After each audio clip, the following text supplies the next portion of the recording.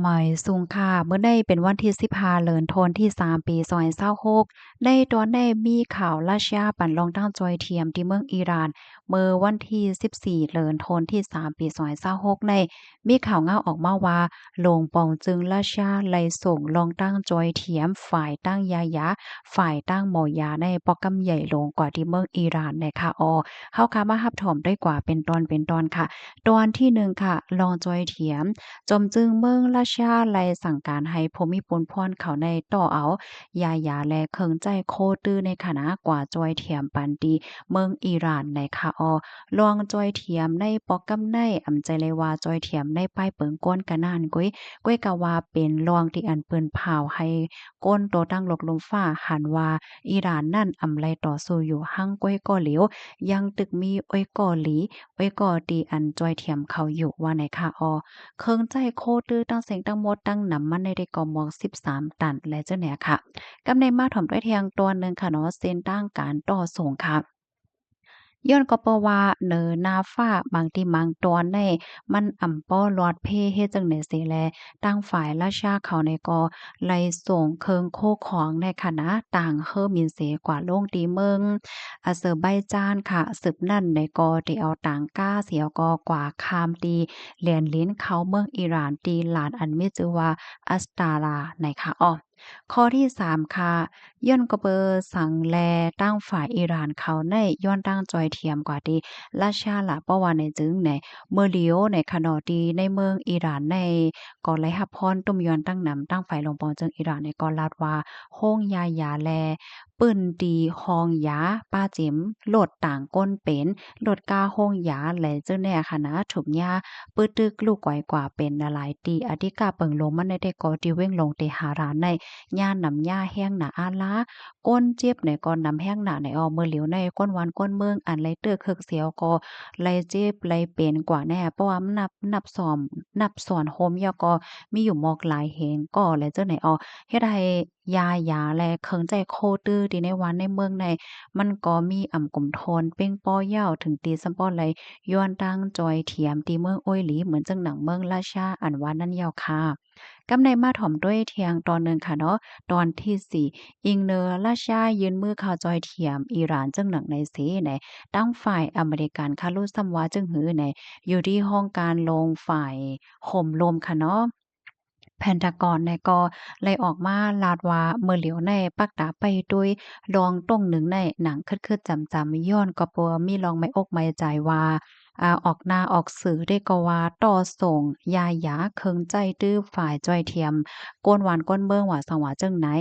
อำว่าไลมันเรียบได้มีลองซอนสังเสเมียวๆเหมือนจังหนังคอมมอนคึกลึกห้าอำนั้นก็เทคโนโลยีฝ่ายด้านการศึกสังเสเมียวๆป้ากว่าจอมหือเฮ็ดจังไหนคะตั้งฝ่ายอเมริกันได้ก่อปักตาไปด้วยอยู่หนังคือจำยาวหน่อยค่ะกำในตั้งฝ่ายอิสราเอลซ้ำหันถึงว่าลองที่อันราชาเข้ามาจอยเทียมอิหร่านปอกกำในค่ะมันเฮ็ดให้การกว่าแวดล้อมอำนั้นก็กว่าปีกกว่าล้อมรอบอิหร่านนั้นเฮ็ดไลเตอร์หยาบเหย้าหน่อยค่ะและจางเฮ็ดให้ปางตึกได้มันจางเป็นข้าวยาวกว่าไลหน่อยค่ะ กำในเฮาค่ะมาด้วยแทงตอนหนึ่งตั้งฝ่าย UN คาโลซัมว่าจังหือพองใน UN เนี่ยเขาเป็นกว่าซองเซ้งเนี่ยค่ะว่านะอันเป็นฝ่ายอันปันแห้งราชาเหมือนจังหนังแขและหลายๆเมืองอันอยู่ในจุ่มปลิสค่ะเนาะBRICS ได้ก่อกำเทียมปันแห้งค่ะลองดีอันราชาจอยเทียมในปอกกำในเจอเขาได้ก่อหันว่ามันเป็นลองจอยเทียมก้นวันก้นเมืองอันที่เปิ้นเลยรับพรตุ่มยอน ย้อนก็บ่ว่าลองปึดตึกในปอกกำในหนานั่นน่ะเนาะกว่าจ้อยกว่าแถมจังไหนได้มันเป็นรองตีหลีค่ะไหนเนาะ ฝ่ายที่อันทัดสางแซ่ซ่อมอำหันเลยได้ก็เป็นเมืองที่อันอยู่ตั้งปอดตอนยุโรปมางเมืองเฮ็ดจังไหนคะเขาในก็ออกมาทัดสางแซ่ซ่อมว่าราชาในเฮ็ดเกียงในเขาว่าเนาะในฝั่งห้างเฮ็ดเกียงย้อนก็เพราะว่าเมื่อพ้องที่อันส่งยามาจอยอิหร่านนั่นในราชาก็เปิดปังตึกจู้ยูเครนอยู่รู้ว่าเฮ็ดไหนพี่น้องคะรู้ซ้ำหันถึงจังหือพองในขณะสายงายเงาไล่ติดสืบเป็นหือเป็นหาขวาเที่ยงใน เฮาค่ะก็ไปด้วยกว่าเที่ยงค่ะเนาะเพราะว่ามีรองคืบหน้าจังหือไหนก็ได้เอามาสืบปืนแผ่เป็นพี่น้องเฮาค่ะก็เพราะว่าเฮาค่ะมาถ่อมด้วยข่าวเสียก็ว่วนกว่าป้าจ้อมแน่มันก็เฮ็ดให้เฮาค่ะไหลเฮียนฮู้ จึงในตั้งนำตั้งหลายค่ะเนาะพี่น้องค่ะอำเล็กกับหลีแดกแหน่เพราะว่ามันก็สิเป็นคือมาเฮาก็ฮู้เนาะเมืองเมืองลาดชาวอะเมืองแขว่าซังว่าเฮ็ดจั่งใดก็เขาก็เป็นเมืองใหญ่เมืองหลวงอยู่เหมือนกันเฮ็ดจั่งเนี่ยเนาะค่ะพี่น้องค่ะหันเถิงจึงอยู่ในก็ปันตั้งหันถึงมาลัยในค่ะในตอนในๆค่ะได้ขย้อนอ่อนพี่น้องค่ะมาถ่อมด้วยข่าวเงาเที่ยงตอนหนึ่งอันใดๆก็เป็นดีเมืองไทยค่ะเป็นแห่งการย้านเมืองเหตุการณ์เหี่ยวก็ซ้ำอ่ำแม่นเจ้าหนังในวัดไหวอันเจ้าเก่าเตรียมไว้นะคะเลื่อนสุดก็ถึงญาติเงียบเอาตั้งพิษเมื่อวันที่13เดือนธันวาคมที่3ปี2026ในมีข่าวเงาออกมาว่าพมิพลพรเขานั้นไล่หับตึงลาตีก้นหวานก้นเมืองนั่นค่ะนะเนาะว่าปื้นตีนั้นมันสิงหลังยะก็มีฝนเฮ็ดจังได๋ค่ะว่านะ เปิ้นไหนก็เลยลงปื้นตีสีกว่ากดทัดด้วยหมอหลินอันมีว่าอยู่ที่เอิงป่าไผ่เจเว้งสันซ้ายเจดอนเกี้ยงใหม่นะคะเพราะว่ากว่ากดทัดเยี่ยวในกอไลคบทบหันแห่งการยานเมืองในเหตุการณ์อ่ำแมนเจ้าหนังที่อันเตรียมไว้ที่ในวัดไหวได้ก็เตรียมมาเป็นกรรมากรก้อยกะว่ามันจ่ายซ้ำเหตุการณ์เหมือนจังหนังว่ากุ้มเคิงจากอันคดลิ้นแปะโคในเฮ็ดให้ปยก็เหตุการณ์จอมปอเล่งนายจางอ่ำแมนจอมกันทั้งอันเตรียมไว้ที่ในวัดไหวเฮ็ดจังได๋ค่ะนะ เลอเซนั่นก็อันเป็นป้อเลี้ยงน่าจางอันหาบเหตุการณ์ที่นั้นก็มีไหวขว้างเฮ็ดในป้าไหนคะ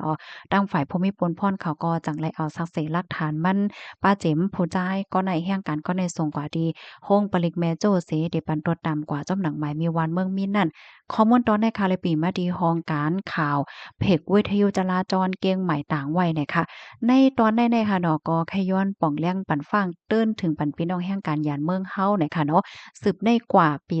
2026ในภูมิพลพรเขาเปิ้นก็เข้งแข็งกว่าทัดเฮียงไหวนะคะเลอเสนั่นก็เปิ้นมีลวงย้อนตั้งโคมือกันดั้งตีก้นหวานจังไหนค่ะนะเพราะว่าเป็นไรสังว่าพี่น้องค่ะมีตั้งเลิกค่ะเนาะวัดไหวเฮาคันนั่นคัดใจเฮ็ดจอมปอเล็งได้จางอันที่เฮาคาอยู่จอมแต่เหตุการณ์จอมแต่ค่ะเนาะมันเตหลอดเพเนี่ยค่ะเพราะว่าเฮาคากว่าจางเปิ้นเฮ็ดไหนมันเตมีลวงง่ายลมอยู่ว่าในเซตาตอนตาข้าวยาวได้ก็ มันเตจังเฮ็ดให้ตึกเคิกนั่นน่ะเพราะว่าเพิ่นมาทัดหญ้าแล้วจังเนี่ยเนาะเพราะว่าหญ้ายาวเนี่ยจึงจำหนักปักเปิงอันเตรียมไว้ได้ก็มันจังยามใหม่หาแฮงดอกถึง50,000บาทเพราะยอก็เพิ่นได้ส่งปอกขึ้นเมืองเพราะว่าส่งปอกขึ้นเมืองยอก็ตาข้าวตั้ง2ปีแน่อำพันขว้างให้เขาเมืองไทยคืนว่าจังไหนยอค่ะยินจมกุกอที่รับถอมปานนี้ยังค่ะย้อนให้อยู่ดีกินหวานในรถเพกันค่ะออไม่สงค่ะ